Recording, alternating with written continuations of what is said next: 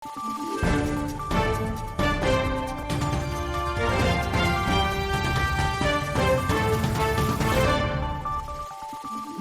araw, Pilipinas! Ito ang Valiente News hatid sa inyo ng Office of the Vice President. Namahagi ng pagbabago bags ang OVP sa mga kabataan ng paaralang elementarya ng T.S. Cruz sa Las Piñas City sa Metro Manila. May bago namang disenyo ang pagbabago bags. Silipin natin ito sa ulat ni Brian Latasa. Patuloy ang pag-arangkada ng pagbabago ang Million Learners Campaign. Isa ito sa mga flagship program ng tanggapan ng pangalawang Pangulo sa ilalim ng pamumuno ni Vice President Inday Sara Duterte.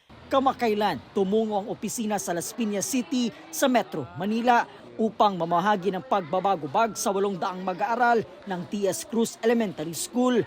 Naging prioridad sa aktibidad ang mga kabataang nasa grades 1 to 4. Ito ang bagong disenyo ng pagbabago bags ng tanggapan ng pangalawang Pangulo.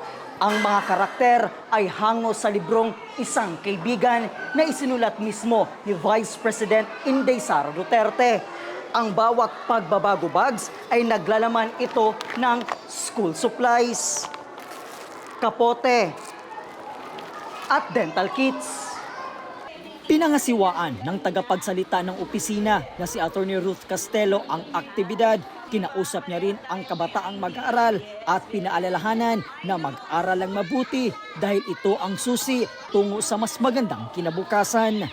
Araw-araw pumasok yun ang bilan ni Vice President Sara Duterte.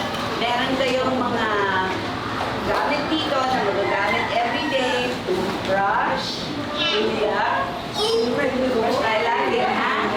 Raincoat, yun. Pagkulan na yung pumang, di ba? May magagamit sila. Pag umulan, kahit wala kayong payong, yung raincoat nasa loob ng bag. Layunin din ng programa na isulong ang kahalagahan ng oral hygiene para sa overall physical well-being ng isang bata. Dahil hindi ka nag-toothbrush, nandito kami para magbigay ng toothbrush para maalaga mo si Tito. Diba? Sino gusto ng toothbrush? Toothpaste. Ito, pwede niyong ilagay sa bag para kahit nasa school kayo or sino kayo pupunta, dito lang kayo toothbrush.